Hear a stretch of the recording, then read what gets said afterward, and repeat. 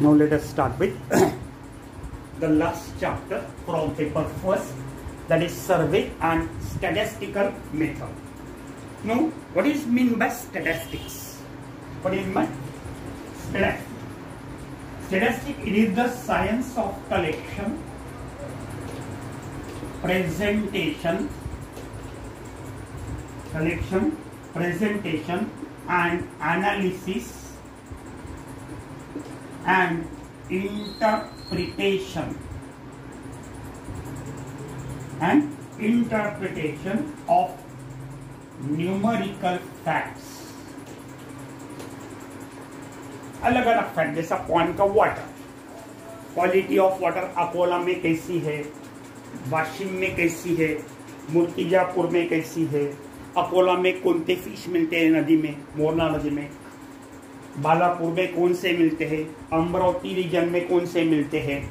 That is the collection, then presentation, उसे present करना, collection, presentation, analysis कि भाई अकोला में साइप्रिनस स्कॉर्पियो ज्यादा है, अमरावती में क्यों नहीं है, what is the reason, what are the conditions. ठीक है, तो analysis and interpretation of various fact, numerical facts is called as statistics. और application of this statistical method to the fishery science is called as fishery statistics. ये statistic का fisheries को application करना, use करना fisheries के लिए, यानी that is called as fishery statistic. Now scope of statistics, scope of fishery statistics.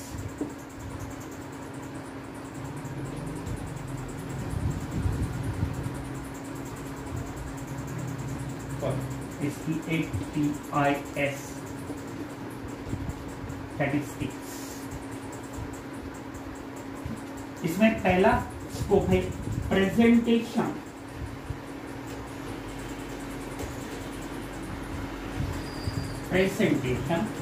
And summarization of data.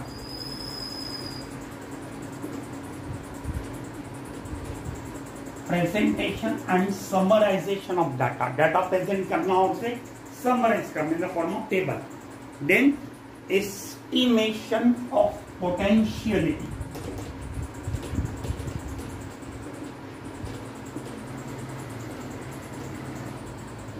estimation of potentiality in terms of fishing grounds, crafts, gears. Crafts and gears means boats and various types of nets, gears. Then manpower employed for fish catch. Then species and season, कौन से season में कौन से species का collection ज्यादा होता है, उनका ब्रीडिंग ज्यादा होता है, etcetera. Then study of relationship,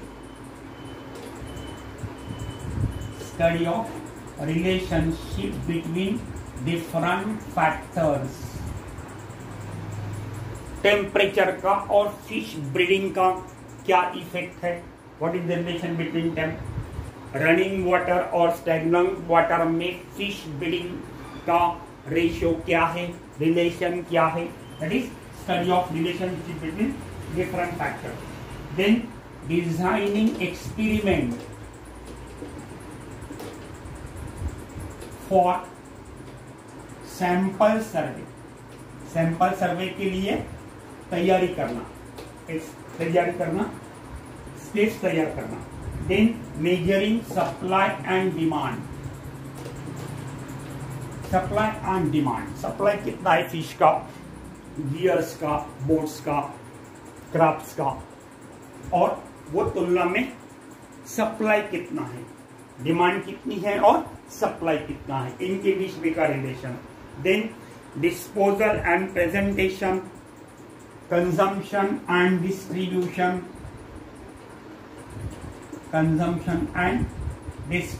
कितने फिश मार्केट में आ रहे हैं और कितना कंज्यूम हो रहे हैं. इसके बीच में का रिलेशनशिप भी इसमें कंसिडर किया जाएगा। That is the scope of fishery statistics. Then object और need of statistics. Need of statistics इसमें पहला है it helps in condensing, it helps in condensing the data to bring its main feature। Main feature अपोला में population आपने गिना, human population. अब इसमें मेन फीचर कौन सा है? प्री रिप्रोडक्टिव्ह कितने हैं?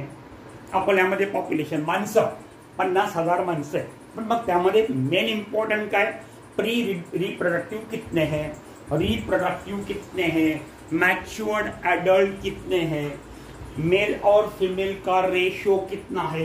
That is the main feature which are summarized. Then it form basis for planning. अगले प्लानिंग के लिए it form basis for planning. Then तीसरा है it help in predicting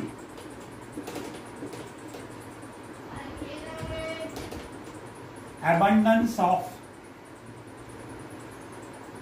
fishes from place to place। कौन सी जगह पे कौन कौन से फिशेस कितने अमाउंट में है, and from time to time, from time to time. Then next it helps to compare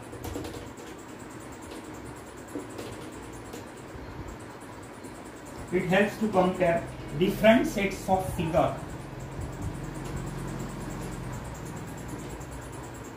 different sets of figures between the past and present। सर्वे, पिछले बार जब सर्वे किया था अकोला में साइक्लिना स्कॉर्पियो की तुलना में कटला ज्यादा थे, अमरावती में रेशियो अलग था। अब सर्वे किया तो अकोला में कटला कम है, साइक्लिना स्कॉर्पियो ज्यादा है, उल्टा हुआ। That is it help to compare the different figures of past and present. Then it is useful, it is useful in economic management, economic management and development of industry. Fishery नाम it is a part of industry, तो इस industry के economic development के लिए ये fishery statistics भी useful हो सकता है। That is the need of fishery statistics. Then collection of data, collection of data. Collection of data जो है इसमें एक है census method, census method of complete enumeration method, complete enumeration method, और दूसरा है sample survey method, sample survey method. अब census method जो है that is complete in numerical method. ये जो मेथड है, this method it is useful for the population when it is less, when it is not infinite, or it is used in case of infinite population। अब जैसा census method में क्या करेगी कि एक पर्टिकुलर एरिया में जाएंगे, से शिवाजी नगर या अमान का प्लॉट ओरा सब एरिया, वहां पे हर घर पर जाके सर्वे किया जाएगा कि आपके यहाँ किसको बुखार है, क्या आपके यहाँ पर इसके पहले किसको कोई प्रॉब्लम था, क्या कोणाला दमा है क्या, किसी को हार्ट प्रॉब्लम है क्या, हाइपर टेंशन है क्या, हर एक को पूछा जाएगा। ओरा साहब के घर पे जाके ओरा साहब के पिताजी को, मम्मी जी को, ओरा साहब को, उनके भाई को, सिस्टर को, जो भी होंगे हर एक घर घर में जाके सर्वे किया जाएगा and data is collected, that is called as census और कंप्लीट इन्यूमरेशन मेथड। और दूसरा है सैंपल सर्वे मेथड। अब बहुत ज्यादा पॉपुलेशन है, अब एक एरिया में ठीक है मन का प्लॉट में ये मेथड पॉसिबल है, लेकिन पूरे अकोला डिस्ट्रिक्ट के लिए ये मेथड पॉसिबल नहीं। It is time consuming and it is expensive also.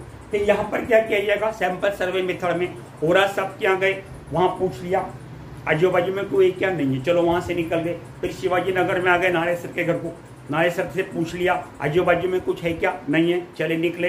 यहाँ से मूर्तिजापुर गए, मूर्तिजापुर में 2-4 लोगों को पूछा, बालापुर में गए 2-4 फैमिलीज को पूछ लिया, that is sample survey method. Population का सिलेक्ट किए जाते हैं कुछ ग्रुप और उस ग्रुप से जानकारी कलेक्ट की जाती है, that is called sample survey method. अब सेंसस या कंप्लीट इन्यूमरेशन मेथड जो है, इस मेथड इसके कुछ एडवांटेजेस है। ये पहला एडवांटेज इसका है कि it provide a statistical framework,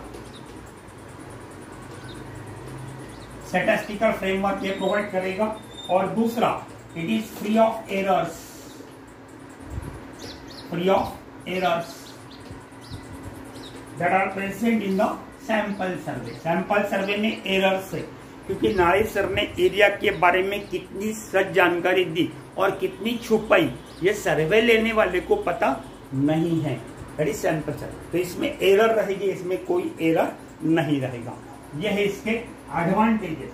then disadvantages, disadvantages में पहला है for infinite and imaginary, for imaginary population this method is not possible.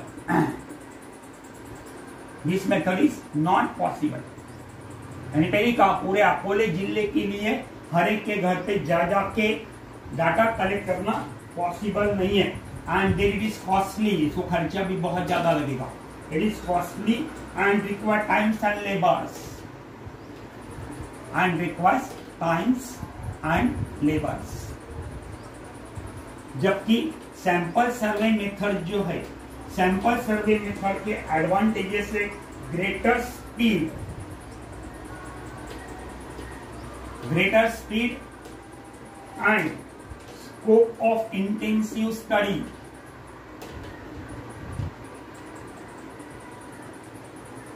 Greater speed and scope of intensive study. Then that survey can be carried out with limited sources. Survey can be carried out with limited sources. Limited sources, थोड़े से labours use करके ये सर्वे collect किया जा सकता है। और इसका जो डिसएडवांटेज है, डिसएडवांटेज जहां पर it gives an estimation of figure rather than the figure themselves. Actual figure जो है वो फिगर अलग रहेगी और इसमें जो डाटा कलेक्ट किया जाएगा उसकी फिगर अलग रहेगी। ये sample survey method, that is regarding the two methods of collection of data. Then presentation of data. Data present कैसे किया जाता है? Presentation of data.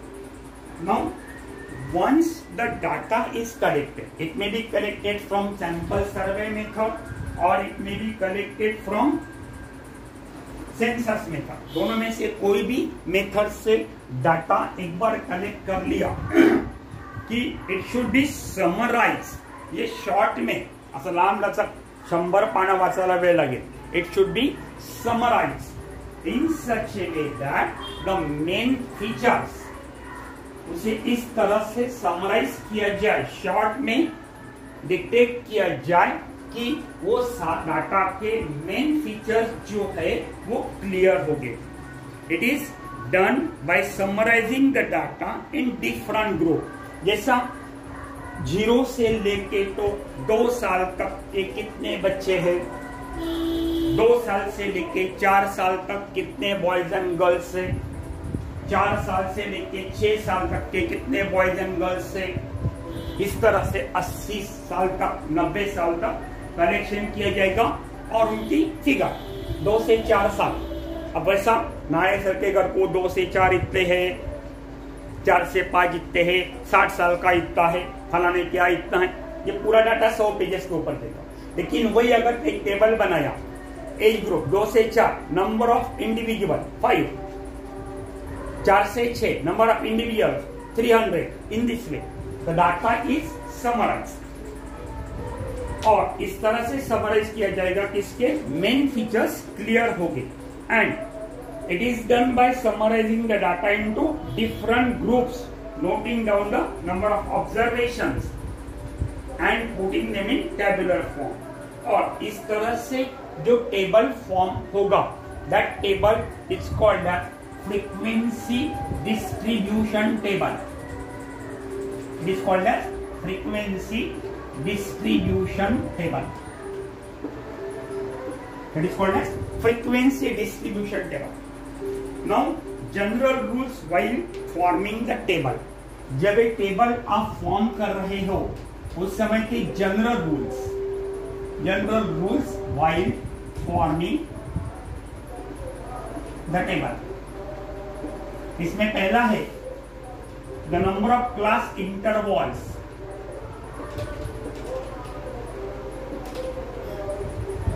Number of class intervals, that is group, should be between 5 to 20. 5 to 20. If it is more than 20,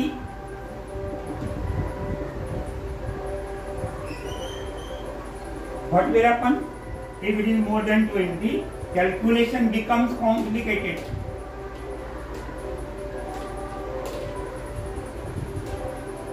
Calculation becomes complicated. और less than 5 होगा तो accuracy is lost.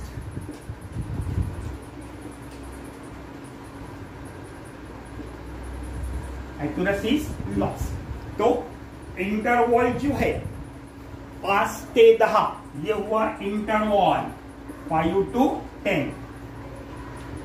इसका mid point कितना आएगा? लान पात 15 में 7.5 आएगा mid point, that should be integer. तो 5 से 10 इस तरह से ग्रुप होना चाहिए। 10 से 11 से 20, 20 से 30, 30 से 40। तो 5 से 20 के बीच में इनका नंबर होना चाहिए। 20 के ऊपर रहा तो कैलकुलेशन डिफिकल्ट हो गए, और 5 के नीचे हो गए तो एक्यूरेसी लॉस्ट होगी। और ओपन क्लास इंटरवल नहीं होना चाहिए। कैसा? 5 ऑनवर्ड्स, 80 ऑनवर्ड, ये हो गया ओपन क्लास इंटरवल। ये हुआ क्लोज क्लास इंटरवल। ठीक है, that is regarding the first point. Then second, class interval should be well defined.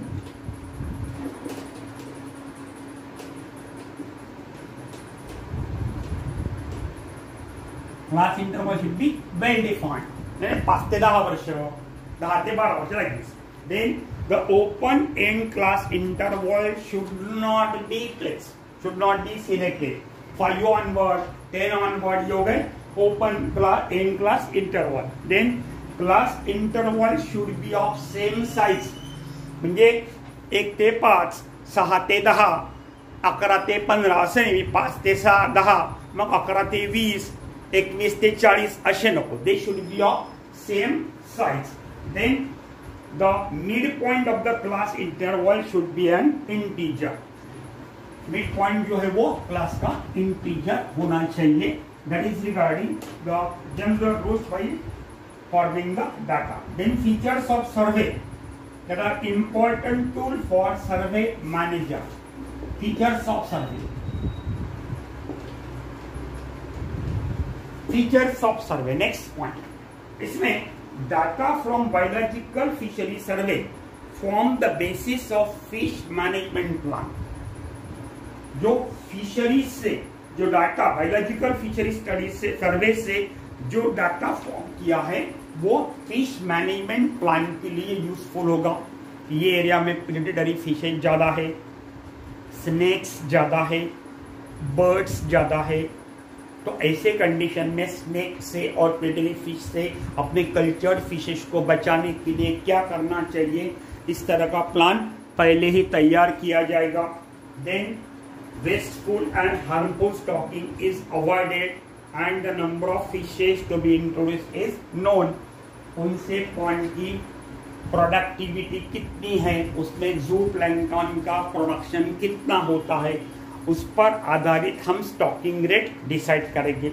Over stocking करेंगे तो भी फिश मर जाएंगे, अंडर स्टॉकिंग करेंगे तो complete productivity of the pond can not be use. ये दूसरी जानकारी मिल सकती है। Then over population is recognized and sites of pollution become known. कहाँ से ओवर पॉपुलेशन भी यानी crowding of fishes in the pond can be known. वहाँ पोल्यूशन का सोर्स कौन सा है ये भी देखा जाएगा और उसे मिनिमाइज या हटाने की कोशिश की जाएगी। Then the need of aquatic plants and the control is known. Aquatic plants वहाँ पे पॉन्ड में कितने कहाँ तक होनी चाहिए, उनकी डेंसिटी कितनी होनी चाहिए, वो तो रहना ही चाहिए in order to maintain the oxygen level in the dissolve oxygen level in the water body. Ponds में एक्वाटिक प्लांट्स होना जरूरी है, नो डाउट, लेकिन वो कितने होना चाहिए। उनकी हेवी डेंसिटी अगर रही तो during day time super saturation of oxygen, during night time there will be suffocation, ठीक है, deficiency of oxygen. Then the pond lacking the fertility are identified and fertilization may be recommended। अगर pond की productivity कम होगी तो उस pond में fertilisers का use करना, मैन्योर का यूज करना जरूरी होगा। तो कितना यूज करना है, कैसे करना है, क्या करना है, इसके बारे में भी ये सर्वे से हमें जानकारी मिलेगी। Then soil erosion and other facts that may limit the yield are demonstrated and corrected। Sliding of soil कितनी होती है पॉन्ड के एम्बैंकमेंट से, उसके बारे में भी जानकारी मिलेगी, क्योंकि बॉटम अगर it get filled with fill material it will definitely affect the production of zooplankton. Then habits of fishes become known. Surface feeder कौन से है, बॉटम फीडर कौन से है, कॉलम फीडर कौन से है, कितना स्पीसीज कॉम्बिनेशन में स्टॉक करना है, मोनोकल्चर यूज करना है या पॉलीकल्चर यूज करना है, ये सब फीचर्स हमें सर्वे से मिलेंगे। Then the factors are useful, this factors और ये जो फैक्टर्स है these are useful for the manager to increase the yield of fishes. Fishes का प्रोडक्शन बढ़ाने के लिए इन सब फैक्ट्स की जानकारी मिलना, जानकारी रहना मैनेजर के लिए बहुत जरूरी है। और ये सर्वे तैयार करने के लिए जो अलग अलग स्टेट्स से और सर्वे, देयर आर डिफरेंट स्टेट। पहला है सैंक्शनिंग ऑफ फंड, देखो सर्वे अगर लेना है तो आपको पैसा तो लगेगा ही, उसके लिए sanctioning of fund. Then labour लगेंगे तो सिलेक्शन ऑफ पर्सनल्स। देन तीसरा organization and equipment of field parties, organization and equipment of field party. Actual field में आप जा रहे हैं तो उसके लिए फील्ड के लिए सर्वे के लिए आपको एक पार्टी बनानी पड़ेगी, एक यूनिट बनाना पड़ेगा जिसमें लेबर्स हो गए, अलग अलग इक्विपमेंट्स हो गए, ड्राइंग शीट से लेके तो एलिडेट तक, एलिडेट ये तो भी। देन चौथा है gathering information, gathering information from data collected from interviews,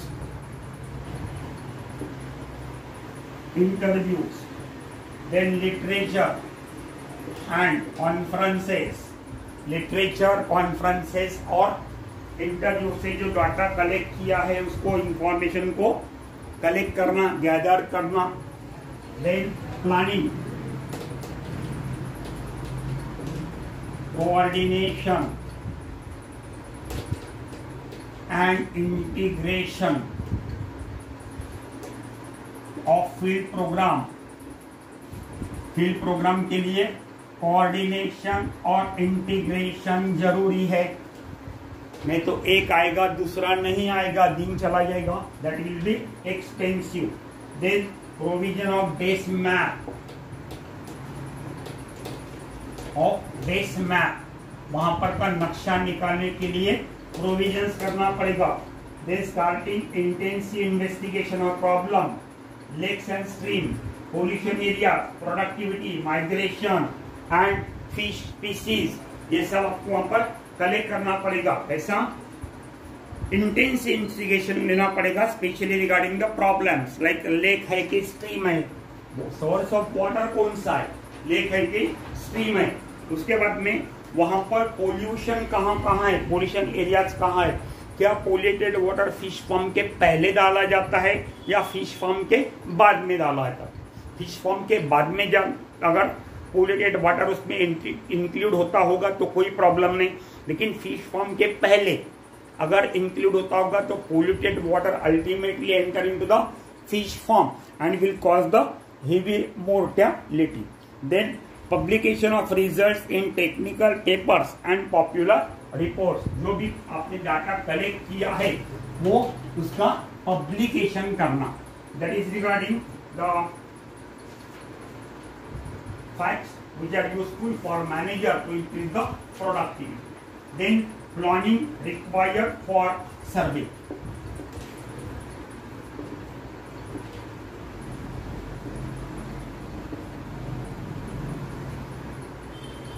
सर्वे के लिए आपको प्रॉपर प्लानिंग करना जरूरी है।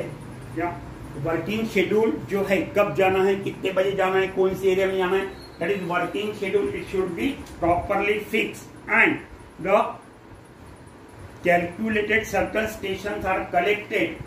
जहां आपको सर्वे करना है वहां पे पर्टिकुलर स्टेशन सिलेक्ट किए जाएंगे कि ये एरिया में ये पॉइंट पर अपने को सॉइल सैंपल लेना है, ये पॉइंट पर अपने को सॉइल की पीएच देखना है, ये साइड पर अपने को सॉइल की फर्टिलिटी देखना है। अलग अलग पॉइंट्स सिलेक्ट किए जाएंगे, अलग अलग स्टेशन सिलेक्ट किए जाएंगे। उसके बाद में अगर वाटर होगा तो analysis of water with respect to physical, chemical and biological property, that is vegetation and plankton. It is carried out in number of location which are situated in that area depending upon the size of the pond, which is to be the shower। pond का shower कहाँ होना चाहिए, कैसा होना चाहिए, वो भी determine होगा। और इस तरह से पूरी जानकारी प्लानिंग के लिए रिक्वायर की जाएगी। देन मैपिंग, अब एक्चुअल मैपिंग का काम शुरू होगा। मैपिंग, अब मैपिंग में जो स्पेसिफिक पॉइंट है, एक पर्टिकुलर पॉइंट जिसका आपने सर्वे किया, उस पॉइंट का मैपिंग करना it is the essential most, it is the essential most, इसलिए बहुत जरूरी है। इसमें दो मेथड है, एक है बेस लाइन मेथड, एक है बेस लाइन मेथड और दूसरी है ट्रैवर्स मेथड। दो मेथड है, base line and traverse method. So there are two methods for collection of data for mapping, that is baseline method and traverse method। अब पहले लेते हैं हम बेसलाइन मेथड। जहां तक बेसलाइन मेथड का सवाल है, a line is drawn, just I will show the diagram first of all, then we shall continue। Just before some time I told you there are two methods of mapping। The first is baseline method and second is traverse method। Now first of all baseline method। baseline method में क्या करते हैं, a line is drawn by considering 2 points on shoreline of pond, by which a map of pond can be drawn with the help of scientific method, and that is called as baseline method। देखो ये point P select किया हमने, दूसरा ये point Q select किया along the base line of the point. Point के शोर पर दो पॉइंट फिक्स किए, P और Q, capital P and capital Q। और इनके बाद में इनमें इसमें का जो डिस्टेंस है वो डिस्टेंस मेजर किया between P capital P and capital Q। इसमें जो डिस्टेंस है वो डिस्टेंस मेजर किया, it is count measured by tape. उसके बाद में the table is fix, table containing drawing sheet, it is fix on point P in such a way that this point P, capital P, it will be this point, sorry, this point small p, it will be located just above the capital P selected along the shoreline. shoreline पर हमने जो capital P point select किया है वो capital P point हमने capital P के ऊपर ये ड्राइंग शीट रखी टेबल पर, और इस ड्राइंग शीट के ऊपर पॉइंट P ड्रॉ किया, मार्क किया, और ये point small p will lie exactly above P। उसी तरह यहाँ पर रीडिंग होने के बाद भी ये टेबल शिफ्ट किया Q पर, और इस तरह से Q पर शिफ्ट किया कि ये कैपिटल Q और इसके ऊपर जो हमने Q बताया है ये Q एक के ऊपर एक रहेगा।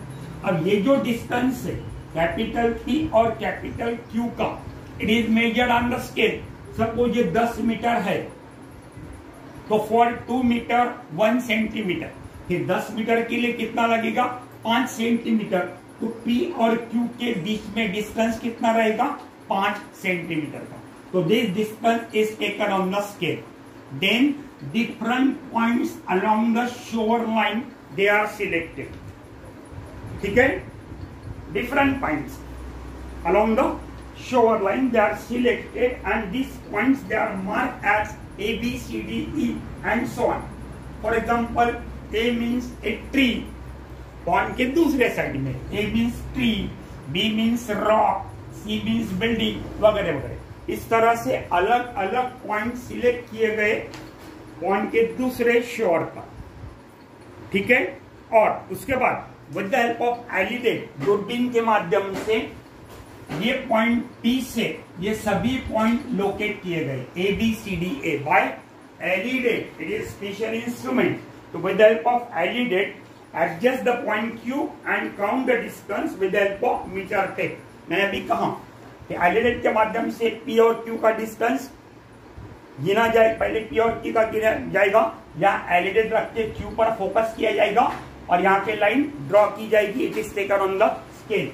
और same procedure is done for A, B, C, D, E from point P। Point P से सेम प्रोसीजर सभी पॉइंट देखने के लिए की जाएगी। उसके बाद में this table it is shifted from P to Q in such a way that this Q it will lie, this small Q it will lie exactly above the capital Q। उसके बाद में यहां से एलिडेट Q पर alidade रखा जाएगा and again this point A, B, C, D, E they are focus and the line is drawn. अब देखो यहाँ पर P से लाइन निकली थी इस तरह से, इधर गई था ना ये लाइन से इस तरह से,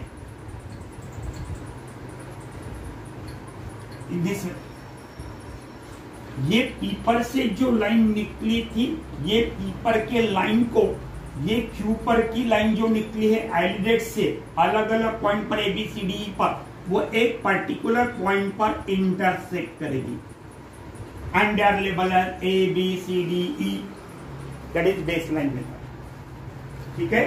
तो when all objects points have been fixed as said above, details of the shore line, ये सब पॉइंट यहां पर फिक्स हो गए। इसके बाद में शोर लाइन के डिटेल्स फ्री हैंड से उसमें मार्क किए जाएंगे, ठीक है। और इस तरह से the point outline is drawn on the drawing sheet along with the detail points. ये हो गया पॉइंट के बाहर के लोकेशन के बारे में। ऑफिस बिल्डिंग कहाँ है, ट्री कहाँ पर है, बड़े रॉक्स कहाँ पर है, फिल्टर चेम्बर कहाँ पर है। तो ये पॉइंट के बाहर का जो लोकेशन है, साइड का जो लोकेशन है वो यहाँ है, that is base line method. अब ट्रैवर्स मेथड में हम एक्चुअल पॉइंट जो है, actual point that will be show, actual point उसमें ट्रैवर्स मेथड में बताया जाएगा। इसमें क्या करते हैं, in this method if a point is of small size then map can be drawn by travelling around the shore line. छोटा सा पॉइंट होगा तो शोर लाइन से घूमो और वो हिसाब से एरिडेट के माध्यम से डायरेक्टली पॉइंट की डायग्राम निकाल लो। And this method is called as traverse method. Point है, ये ऐसा पॉइंट है, पंचकोली पॉइंट है। This is the point shore, this is the point shore. यहाँ पर ये शोर पर ए पॉइंट सिलेक्ट किया, ये पॉइंट पर बी किया, इधर के शोर पर सी किया, इधर के मार्जिन पर डी किया, इधर के मार्जिन पर फ्रीली घूमकर पॉइंट्स स्टेशन फिक्स किए, A B C D E F G H वगैरह वगैरह वगैरह। ठीक है, दे आर कंसीडर। एंड उसके बाद में ये ए और बी का डिस्टेंस, बी और सी का डिस्टेंस, सी और डी का डिस्टेंस, डी और ई का डिस्टेंस और ई और ए का distance, it is measured by tape. ठीक है, ये टेप से मेजर किए जाएंगे। पॉइंट ध्यान में आपके शोर लाइन के अलग अलग दिशाओं में एक एक पॉइंट फिक्स किया। उसके बाद में इनके बीच में का डिस्टेंस हमने मार्क किया, कैलकुलेट किया। कैलकुलेट करने के बाद में it is taken on the scale. जैसे कि यहाँ किया था 5 मीटर के लिए 5 सेंटीमीटर, 10 मीटर के लिए जो 2 मीटर के लिए 1 सेंटीमीटर, तो 10 मीटर के लिए 5 सेंटीमीटर एंड वाइस वर्सा। ठीक है, नाउ अब क्या किया जाएगा कि सबसे पहले ये पॉइंट है ए, ये पॉइंट ए के ऊपर देखिए, अभी ए बी सी डी और ई।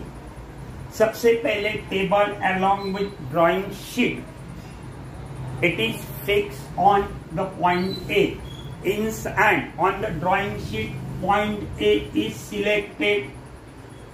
Point A is selected.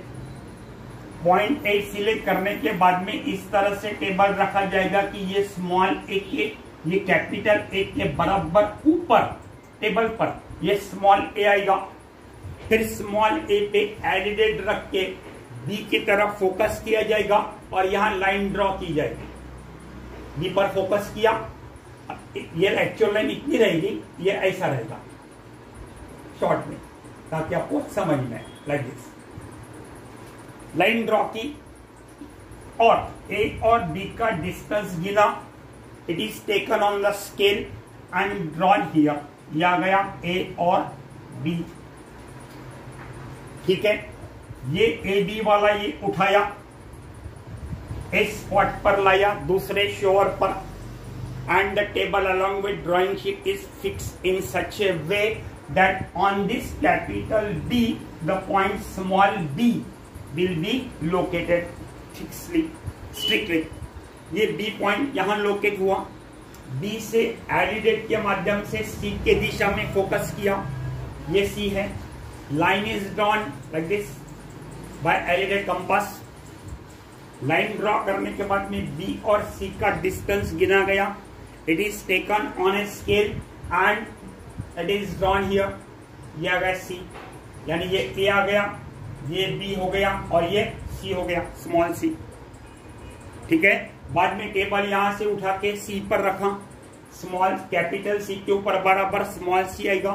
फिर D फोकस किया, फिर D से E फोकस किया। In this way different locations on the shower line they are focused by LED and they are drawn, and in this way the joining all the points A B C D E we can draw a rough outline of the point। देखिए ये point बाहर से कैसा दिख रहा है, वैसे ये पॉइंट भी आपको दिखाई देगा। That is traverse method. और उसके बाद में जो डिटेल्स हो गए शोर लाइन पर, जैसे हमने यहाँ पर डिटेल्स शोर लाइन के ऑफिस बिल्डिंग है, फिल्ट्रेशन चेम्बर है क्या, उसके बाद में रास्ता है, they are drawn by free hands on the map and the point can be drawn. That is regarding the mapping. यहाँ पर बेस लाइन मेथड और ट्रैवर्स लाइन मेथड दोनों मेथड की तरफ माध्यम से मैपिंग समाप्त होता है। Then significance of mapping.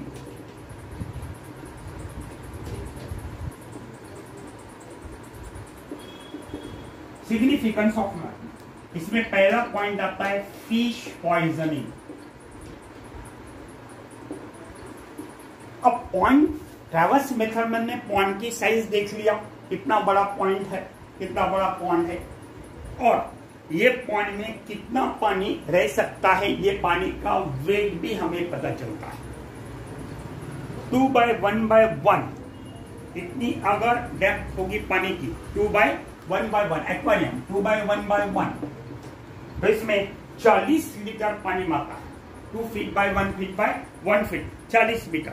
तो ये हिसाब से वो जो पॉइंट होगा उस पॉइंट की साइज हमने देख लिया बाय ट्रैवर्स मेथड। उसमें कितना वॉल्यूम ऑफ वाटर है ये भी पता हमें चला, and depending upon that volume of water we can calculate the amount of fish poison to be use. यहाँ पर कितना फिश पॉइजन लगता है ये हम यूज कर सकते हैं। देन स्ट्रक्चरल इंप्रूवमेंट, दूसरा structural improvement. Structural improvement, so far as the structural improvement are concern, यहाँ पर location for the improvement of structures can be shown in the map. कि भाई नर्सरी पॉइंट के बाजू में हैचरी शेड होना चाहिए, हैचरी शेड के बाजू में पैकिंग शेड होना चाहिए, पैकिंग शेड के बाजू में ऑफिस बिल्डिंग होना चाहिए, वॉचमैन क्वार्टर ऐसी जगह पे होना चाहिए कि चारों तरफ वो एक ही जगह बैठ के पूरे फिश फार्म पर ध्यान दे सके। तो इस तरह से स्ट्रक्चरल इंप्रूवमेंट हम कर सकते हैं। देन तीसरा, ये मैप का सिग्निफिकेंस, तीसरा सिग्निफिकेंस है fertilisation. Fertilisation that is application of manure. So when the quantity of water is necessary to calculate the amount of food fertilizers to be used. एक बार हमें अगर पता चला कि पॉइंट में कितना पानी है तो हमें वहां पे कितना फर्टिलाइजर यूज करना है, कितना अमाउंट में फूड, आर्टिफिशियल फूड हमको वहां पे प्रोवाइड करना है, इसकी आइडिया मिल सकती है। Then recreational development, recreational development office building है लेकिन सुटेबल नहीं है, नर्सरी पॉइंट से काफी दूर है, या हैचिंग शेड से नर्सरी पॉइंट से दूर है, तो ऐसे कंडीशन में वहां पर हम रिक्रिएशन कर सकते हैं। और ये रिक्रिएशन जो है it depends upon the morphological characters of the point. Inlet की दिशा बदलना, साइड बदलना है, आउटलेट की साइड बदलना है, because from one point water enter into the another point. ऐसा करे तो हमें इनलेट की और आउटलेट की दिशा बदलनी पड़ेगी, डायरेक्शन बदलना पड़ेगा। तो that all comes under recreational development. Then फिर स्टॉकिंग, स्टॉकिंग। नाउ ये जो पॉइंट हमने सर्वे किया, ये सर्वे से मैप से हमें ये पता चलता है कि पॉइंट की साइज क्या है, डेप्थ कितनी है। देन आजू बाजू का लोकेशन हमने देखा तो वहां पे स्पॉनिंग ग्राउंड है क्या, whether the fishes come there, migrate there for spawning purpose और नॉट, इसके बारे में भी हमें जानकारी मिल सकती है। और भी अदर इंपॉर्टेंट फैक्टर्स हमें मिल सकते हैं to calculate the type and number of fishes to be stocked. अगर वहां स्पॉनिंग के लिए फिशेस आते हैं, नेचुरल स्पॉनिंग होता है, तो फिश सीड प्रोडक्शन की हमें जरूरत नहीं है। We can collect directly the spawn from spawning ground, collect seed from the spawning ground and introduce into the culture points. And last is regulation of temperature levels.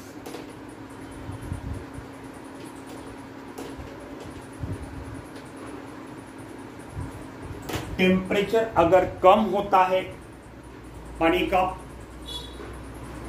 तो water को D water किया जाएगा, water को outlet के माध्यम से थोड़ा सा कम किया जाएगा, ताकि क्योंकि ज्यादा अगर पॉइंट में वाटर होगा तो वाटर का टेम्परेचर बढ़ने के लिए थ्रू सनरेज थोड़ा समय लगेगा। तो ऐसे कंडीशन में उसको थोड़ा सा वाटर बाय ड्रेन पाइप के बाहर निकाल दिया जाएगा, ड्रेन पाइप के माध्यम से, यानी पॉइंट को थोड़ा खाली किया जाएगा। वाटर वॉल्यूम कम होगा तो temperature automatically increases within short period of time. Oxygen level कम होगी, टेम्परेचर ज्यादा होगा ऐसे कंडीशन में inlets are open, drain pipe are close, inlets are open and water is introduce, fresh water is introduce into the pond, जिससे volume of water बढ़ेगा तो oxygenation का रेट भी बढ़ेगा और वाटर का टेम्परेचर भी कम होगा। इस तरह से हम टेम्परेचर लेवल जो है पॉन्ड में की वो मेंटेन कर सकते हैं। अब इसके बाद में इसमें कुछ मैप सिंबल दिए हैं। एक्वेटिक विल्ड जो है, सबमर्ज विल्ड कैसी बताई जाए, मार्जिनल विल्ड कैसी बताई जाए, रूटेड सबमर्ज विल्ड कैसी बताई जाए, फ्लोटिंग विल्ड कैसी बताई जाए, इसके सब सिंबल से, ये सिंबल्स आप ओवरलुक कर लीजिए नोट्स में से। इसमें समझाने के लायक ऐसा कोई पॉइंट नहीं है ऐसा मुझे लगता। और इसी के साथ हमारा फिशरीज का फर्स्ट पेपर समाप्त होता है। Tomorrow we will start with the paper second. Thank you.